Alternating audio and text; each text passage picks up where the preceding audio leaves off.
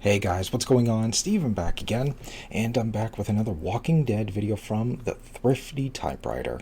And the topic for today's video is, did TS-19 play the Walking Dead's cards too early?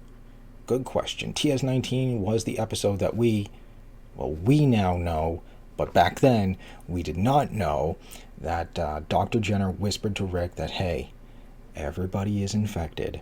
No matter how you die, aside from like a gunshot to the head, you will come back, you will reanimate. Now, if I remember correctly, The Walking Dead was supposed to only be a limited run show series. It was only supposed to be those 6 episodes, and that was it. You know, if I remember correctly, everybody was supposed to die in the CDC explosion. That's kind of a question. Let's see. Was the Walking Dead limited series? Okay. Here we go. Okay, what's it say?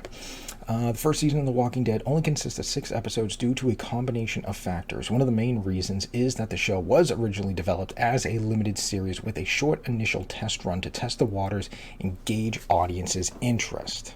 Okay, this approach is common in the television industry, especially for new and or unproven properties. Okay, so it was supposed to be a limited run series.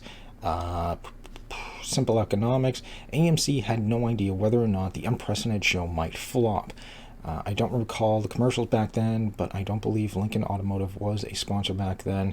A zombie series was unheard of. Frank Darabont, a fairly big name director/producer, insisted on large production budget, expensive set pieces, lots of personnel costs, and unknown English actors, all made for a risky financial proposition for the show. A 6-episode starter series was an easy way to abandon the idea if it flopped. Okay, so yeah, it looks like it was originally supposed to be a limited run series. So I bet they probably did two. They probably filmed 2 endings. One where everybody dies in the CDC, and then the other one that we actually saw where they blew out the window, got in the cars, and drove off. I bet they were watching to see the first 5 episodes. How are the ratings? You know, like, did the show from episode 1 to episode 5 just go straight down? You know, if it did, you know, I don't remember what the ratings were. I wish I pulled this stuff up. Okay, here we go. Okay, yep, Walking Dead, season 1. Okay, so season 1, episode 1 had 5.35 million viewers. Episode 2 dropped a little bit to 4.71 million viewers. Episode 3 recovered somewhat to 5.07 million viewers.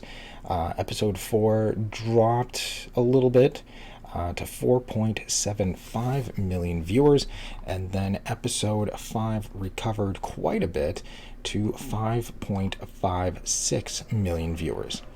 And I bet that is probably when they made the call to be like, okay, the ratings are pretty steady, you know? I mean, yeah, they went up and stuff like that. Obviously, episode 5 had a much better viewer audience than the season premiere, but still, you know, it didn't really fluctuate too much. So I bet that's when they probably said, all right, the show is good, it's held its audience, go with option 2, everybody escapes, we're going to continue the show. Now, if it went the other way, and say it started out with 5.35 million viewers, and then by episode 5 it was down to, I don't know, I'm trying to think of something, 1.5 million. I mean, even though, yeah, that's still really good. You know, most shows would kill for numbers like that, but just for the sake of it, by episode 5, 1.5 million viewers were left. You know, the show lost 4 million viewers from episode 1 to episode 5. They would have been like, okay, the show's just, completely dropped. I mean, we've lost 4 million viewers in 4 episodes. Let's go with option 1. Everybody dies at the CDC. That's the end of it. So did they play the cards too early? I want to say no. I want to say no on that, for a couple of reasons. One, because if the show was going to end, then, they need to say it. And with the show continuing on, where or how else would they have got that information from? There was, the CDC still would have, blown up because they were running out of fuel and stuff like that, and there was nothing left to do. And who else would they have come across to, give that information to? How many other people, kind of really knew it? So, I don't know. That's my guess, but I'm very curious to see what the video says. So, yeah, enough talking from me, and let's jump into the video. So, here we go.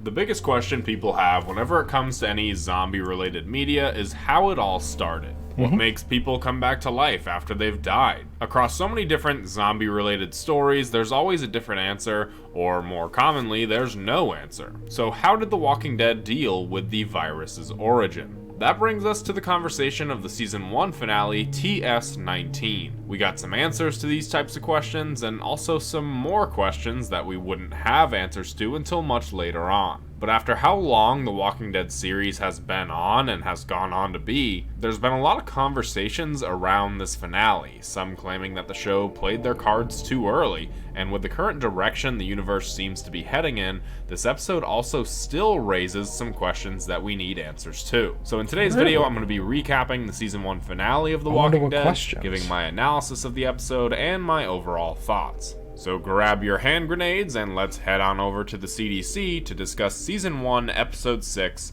TS-19. I wonder what are the questions. I guess it depends on how old this video is. So our group has just arrived at the CDC, and they're pounding at the gates trying to get inside because the walkers are starting to surround them. It's up to Dr. Jenner to open the door or not, but first we see a flashback to the time Rick was in a coma. Shane makes his way through the hospital, seeing the military taking out sick people when he goes into Rick's room. Rick has signs of life, but no matter what, Rick just won't wake up. Shane has to make the tough decision to leave him, barricading the door as he leaves just in case his best friend decides to eventually wake up. So in the present, Dr. Jenner opens the doors to the CDC and the group piles in.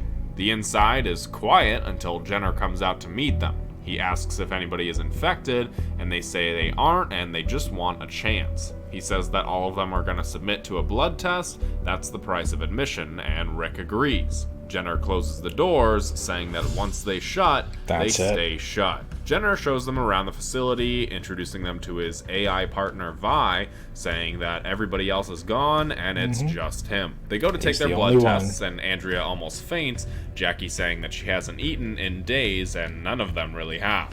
We then cut to what might be the happiest moment in the entire series. The group enjoying dinner and wine. Carl takes a sip of wine, and everybody is generally just having a good time until Shane asks Jenner what really happened. Jenner says that at the start of the outbreak, a lot of people left to be with their families, and others just couldn't take what they were seeing outside and opted out of living. Glenn calls Shane a buzzkill, and they continue their tour of the facility. Jenner telling everybody to take it easy on the hot water. Glenn gets excited about the hot water, and in a montage sequence, we see the group not taking it easy on the hot water. Dale comforts Andrea, the realization hitting her that there's nothing left in the world. Rick goes on to thank Jenner for taking them in, saying it's bad out there and they all would have died. Jenner assures him that it'll all be okay now. Lori goes to the rec room at the end of the hall, where Carol, Sophia, and Carl are all hanging out. Carol takes the kids to bed while Lori hangs out for a while, and Shane comes in, about half a bottle deep, and tries to win over Lori's affections, to put it lightly, and Lori says no. Again, putting it lightly. In their room, Rick stumbles in and tells Lori that she doesn't have to be afraid anymore. The next morning, the group is recovering from a pretty massive hangover when Jenner enters the room. The group immediately has some questions, and Jenner takes them to the main room, where answers to everybody's questions, audience included, are answered. He shows them a subject's brain after they conducted tests on them when they were bitten. Test subject 19 to be exact. We see the brain activity completely shut down, and then the brain stem reactivating from anywhere to 3 minutes to 8 hours later, though the activity isn't the same as before. The subjects are just driven by pure instinct, no personality or memories to pull from. Jenner admits that he doesn't really have any clue what this is. He has a few ideas, but nothing concrete. Andrea says that this must mean the entire world is like this too, and Jenner stays quiet. Dale then points to a countdown in the corner and asks what it is. Jenner says that it's the fuel reserve for the backup generator. They ask what happens when it hits 0, and he again goes silent. Rick asks Vi what happens when it hits 0, and she says it'll be a facility-wide decontamination, whatever that means. Rick, Shane, and Glenn try to go find more fuel, but it's all completely empty. The whole facility starts shutting down piece by piece, and everybody wants to know what's going on. Jenner delays the conversation and shuts everybody inside the main room. He tells them that the French were the last to hold out, that they were close to a cure, but the same thing eventually happened there that's happening here. They ran out of fuel. Explains that the decontamination essentially sets the air on fire, and everybody inside and around... So with the French being the last ones to hold out and possibly being close to a cure, I don't know, just kind of goes with the end of World Beyond. You know, maybe that cure that they were working on, because what did they say at the end of World Beyond? Something, but you made it worse. So maybe that cure that they were working on wasn't really a cure, and it just made things even worse.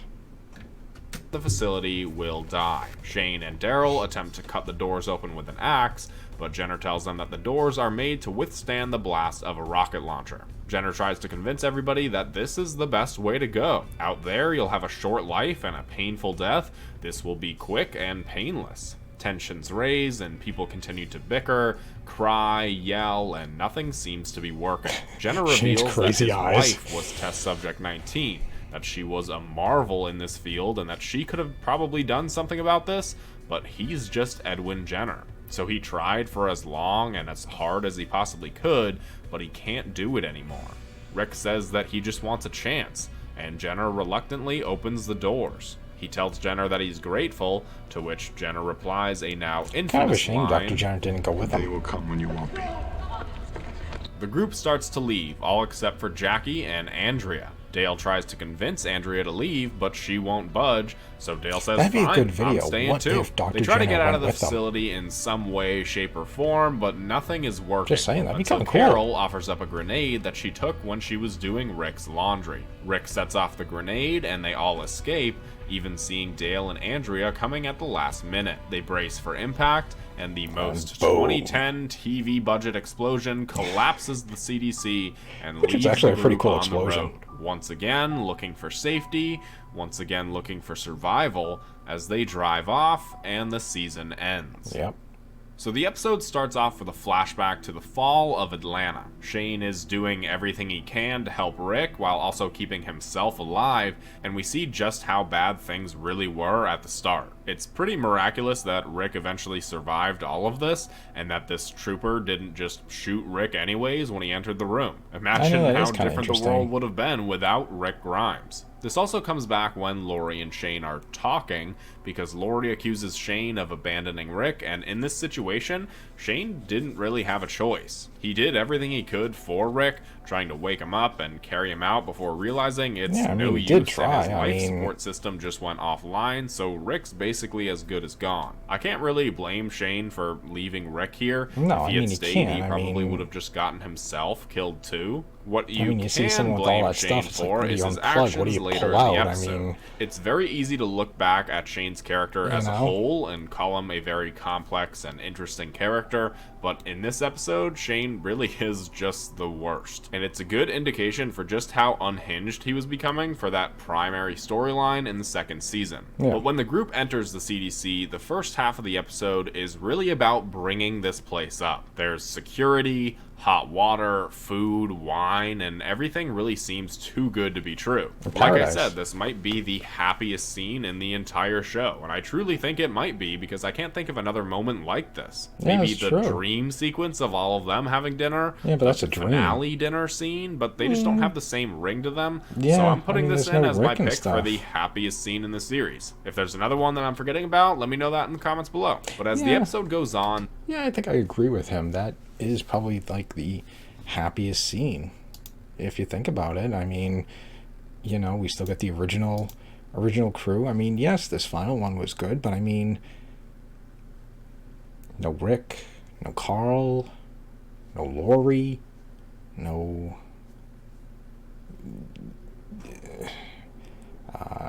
you know, trying to piece together. I don't want to like throw like too many other characters in, you know, going from this to this and stuff like that, you know. But yeah, I kind of do believe that that was probably like the happiest this scene might of be like the entire show. happiest scene in the entire show, and I truly think it might be because I can't think of another moment like this. Maybe the dream sequence of all of them having dinner, the finale dinner scene, but they just don't have the same ring to them. Yeah, so 'cause I'm it's a putting this whole in new as my cast. pick for the Yeah, you happiest get scene in the Dale series. and Lori If there's another and one that I'm forgetting Andrea about, and let me know that in the Cal comments and below. Rick and- But as the episode goes on, this safe haven that's too good to be true really starts breaking down metaphorically and physically. Rick tells Lori that she doesn't have to cry because they're safe here, but what he doesn't know is they've basically locked themselves in with a monster. I think it would have been cool to have the CDC be a longer term camp for the group. That would have like been in cool. some Like they could have alternate gone out universe and where gone looking instead for of going to the fuel. farm, You know, hey, just Herschel's open the door. family We'll go found their look. way to You the stay CDC. here. The isolation We'll go would look for eventually fuel. break everybody, and Shane We'll drain would really cars or have whatever. become a monster that everybody is locked in there with. Could have been a cool like murder mystery plotline almost that they'd played around with, but anyways, this whole utopia seems to come crashing down when Dr. Jenner explains the virus itself. The biggest part of the episode is, of course, the explanation for the wildfire virus. Jenner shows us what a human brain looks like, explaining that all these different in lines lights. are thoughts, personality, and everything about a person that makes them unique. Then It's he you. shows us what a walker brain looks like and how it's devoid of anything that makes Very them who they faint once and were. With the weak current lights. state of the Walking Dead universe, this is where I believe The Walking Dead played its cards too early. Now, it's hard to fault the show for wanting to give the audience some answers in the first season, because nobody, not even the showrunners, expected The Walking Dead to go on for as long as it has. No one expected it to true. become this tentpole franchise and hugely successful series with like a dozen spin-offs, but the reality is, that's what this universe has become, so Yeah. this episode inherently becomes an issue. Dr. Jenner mentions how France was the last to hold out, and now we have a whole show that takes place in France, and as of right now, when I'm writing this video, there haven't been any connections in this regard. We also have variant walkers, which the show tried to cover up with the World Beyond post-credit scene that also took place in France, There and it Jenner is. making a cameo appearance, Yep. saying that he hasn't experienced any variant cohorts. So they've done their best to cover their tracks, but with the introduction of the CRM and the search for a possible cure, the show has When had did to this video retrace come their out? steps and really 7 months undo ago. everything Okay, that so was it's still said relatively in this new. episode. The CRM is trying to find a cure, though Jenner said he didn't really have any idea how they could find a cure because he doesn't know what this disease really is. Now, as a disclaimer, Jenner did admit that he's not this hotshot scientist with all the answers. That was his wife, and he Right. was just a He was regular just- scientist, so it's possible just that doing it Jenner just to- wasn't smart enough or for didn't his have wife. the resources to find the cure. But these are all the what ifs and conversations that really need to be brought up because this episode even exists in the first place. Even Robert Kirkman himself said that he regrets the wonder if CDC that episode was because he would have liked to steer clear Too of much the information, conversations was it? about the origin of the virus. I wouldn't have done the CDC episode. It's possible. It possibly gave away too much information. It was such a big change very early on in the series. I've been careful in the comic series not to say what's happening in other parts of the world. It's something that's going to be fun to explore in the spin-off series, but the fact that that France is mentioned in the episode and other things like that, I probably would have steered away from stuff like that if I had to do it all over again. And that probably goes back to like what I was saying. They didn't know if this show was going to succeed or flop. If the show was going to flop, then who cares? You know, that's the end of The Walking Dead. You know, the show failed, and that's it. No season 2. It's the end of the show. So who cares what information gets out there? But since the show did really good, now it's just kind of like, crap. Now what? You know what I mean?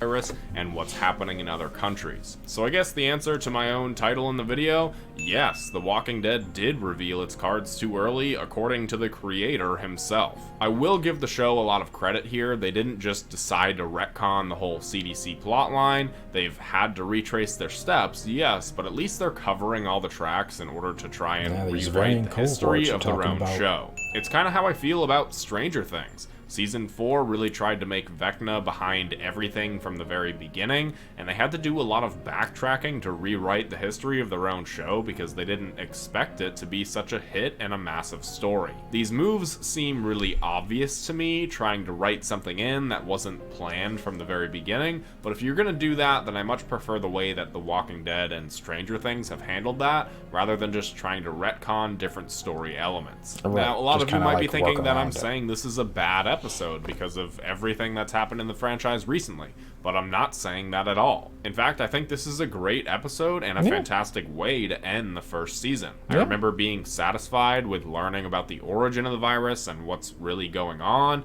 and the structure of this episode is really great. I talked a bit about this already, but the first half of the episode is all about bringing this place up, making this place seem like a safe haven and a place that our group could finally call home. But once the discussion is had about Test Subject 19, the place starts breaking down until it's literally left in ruins at the end of the episode. It's actually a bit of a bummer to end the first season on, but there were small moments that left it open for a second season if the show was a success. The most notable being what Dr. Jenner whispered to Rick. We know now that Jenner told Rick that everybody is already infected, can you just imagine? But this was a huge... Can you just imagine if there was no second season and they never explained what did Dr. Jenner say to Rick, and we just that was it. Season 1's over. That's the end of the show. Like, well, wait, what did the doctor say to Rick?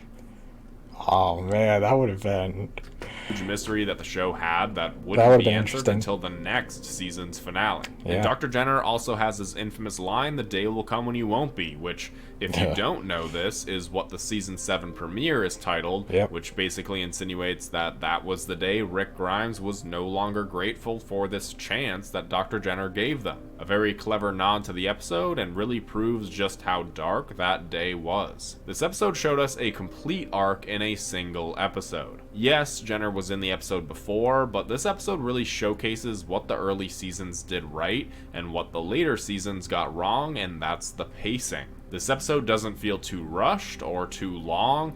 Dr. Jenner becomes a very impactful character, even though he was just barely introduced. And this episode told a complete story in just a single episode. If this plotline was from the later seasons, I'm sure we would have gotten an entire half season spent inside the CDC, or maybe like 2 seasons, who knows. But The Walking Dead was at its strongest when it had good pacing. And season 1 in particular is a huge highlight in that regard. But what are your thoughts on the episode? Do you think it played its cards too early, or were you happy with the results even all these years later? Let me know your thoughts and comment below which episode you want to see me cover next. If I'm being completely honest, I'm starting to run out of episodes that I want to cover. I think the next episode I'm going to do is 18 Miles Out, and after that I'm really not too sure what to do. So please leave a comment, and I very may well do the episode that you comment. Also, subscribe if you haven't already. I'm almost at that 100K mark, which is insane, and I have a very special plan for when that happens, so do that, and like the video if you enjoyed it, and I'll see you guys in the next one. Okay, so did they play the cards too early? So, like I said throughout the video, yes and no. You know, no, if the show was going to end with season one and that was it, got all information out there.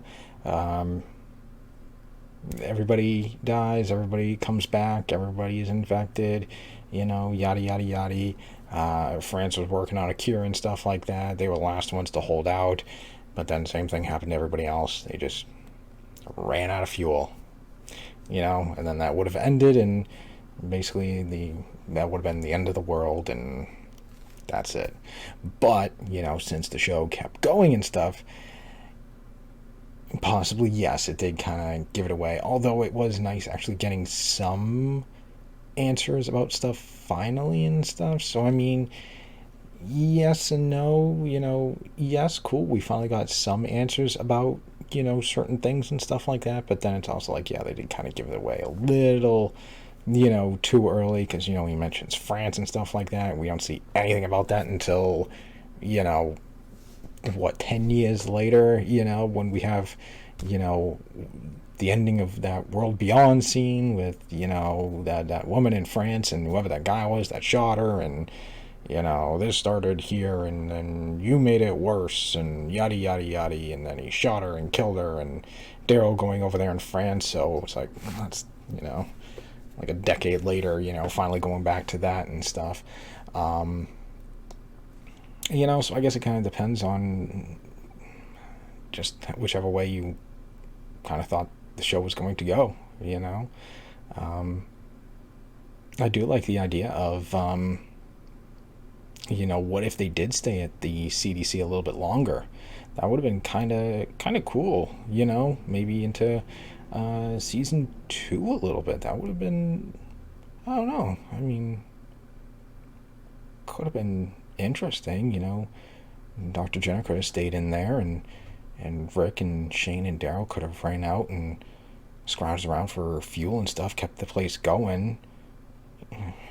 Even though, Dr. Jenner's just a scientist, he was just doing whatever he could. So, I mean, I don't know. I mean, it still would have been kind of interesting. It kind of would have been interesting, too, if Dr. Jenner went with him. It could have been kind of interesting. Like, I don't know, Dr. Jenner and Eugene meeting. That could have been kind of interesting, I kind of wish someone would do a video on that. What if Dr. Jenner survived? I'd be down for a video like that. I don't know what... I'm sure it could have been useful in some ways. I don't know what his, background in science, if it's just viruses or stuff like that, but I don't know, maybe he had some medical training too, I mean, which is very, very useful and important, I don't know, just throwing ideas and stuff out there for fun. But yeah, so there we go. Did they play the cards too early? Yes, with the show continuing on. No, if the show is going to end with this episode. So, yeah, so there we go. There's the video. I enjoyed it. I liked it. I might check out more of his videos. I don't know which other ones he's got. Okay, so How Days Gone By was the perfect pilot. I've seen that one. Ooh, Pretty Much Dead, Besides the Dying Fire, Killer Within, ooh, Clear, Internment, Too Far Gone, The Grove, okay, so there's a lot, there's a lot of videos. Okay. Yeah, I got some ideas for more videos, because these are really good, and I want to see what he says about some of those other episodes and stuff like that, so yeah, I'll be definitely checking out more of those videos, but, yeah, other than that, let me know, what do you guys think? Do you think they played the cards too early, or do you think, they did them at the right time, come episode 6, were you guys looking for some answers, and been like, all right, give me something, how did this start, what's going on, how did this happen, why are people coming back, what is it, what's causing it, let me know what you guys think. So anyways, on that, I hope you guys enjoyed the video. If you did, hit that thumbs up button. That'd be awesome. Remember, feel free to subscribe to my channel. Follow me on social media. Links in the description box below. And like I said, leave me all your thoughts and comments and stuff. And other than that, yeah, stick around. Like I said, I'm going to be continuing on with more of these videos and checking out those other episodes in his playlist and stuff. Because like I said, these are really good videos. So I'm very curious to see what he says about those other episodes. So yeah, just stick around. More videos are on the way, and I will see you guys next time.